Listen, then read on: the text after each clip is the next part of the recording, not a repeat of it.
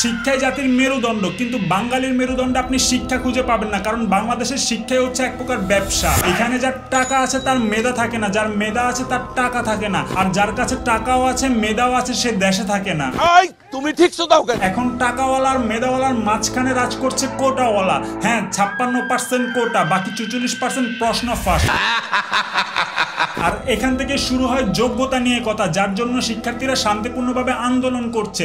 সবকিছুই ঠিকঠাক চলছে, শুধুমাত্র প্রধানমন্ত্রীর একটি কথা, মুক্তিযোদ্ধাদের নাতিপুতিরাও পাবে না। তাহলে কি রাজাকারের নাতিপুতিরা পাবে? পুরো সিনারিও ঘুরে গেছে।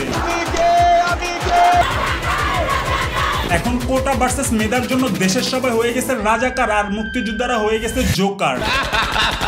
হোয়াটসঅ্যাপ বাজান, দিস ইজ নোমান। আমি একজন ছাত্র, আমি পড়ালেখা করব, আমি কেন কোটার আশায় থাকবো? আমি কেন টাকা দিয়ে প্রশ্ন কিনবো? কেন আমি রাজনীতি করব? আমি কেন আমার ভাই বোনকে পেটাবো?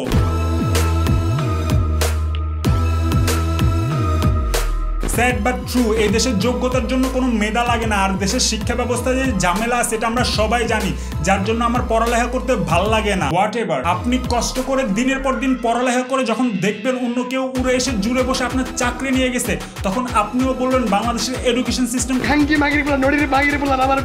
ইয়েস, যার জন্য আজ রাজপথ থেকে সোশ্যাল মিডিয়াতে সব জায়গায় কোটা নিয়ে আন্দোলন চলছে। কিন্তু এই কোটা আসলে কি?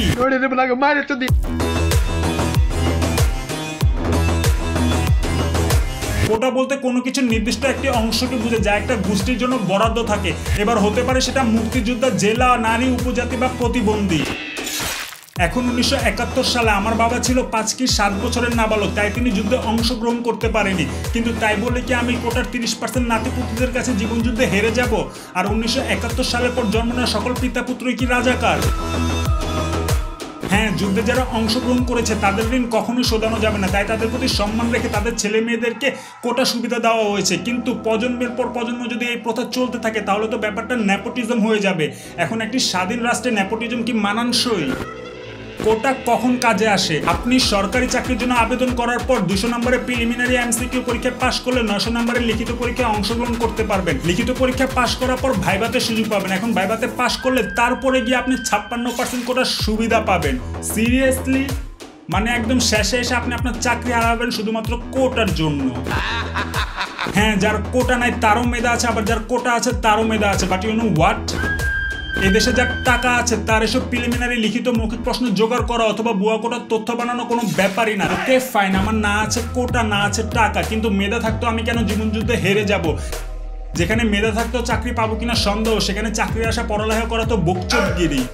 অথচ যার মামা চাচা টাকা বা ভাতা আছে সে খুব সহজেই সিংহাসনে বসে পড়ছে, কেননা জীবন যুদ্ধের টিকে থাকতে হলে আপনার সরকারি চাকরি লাগবেই।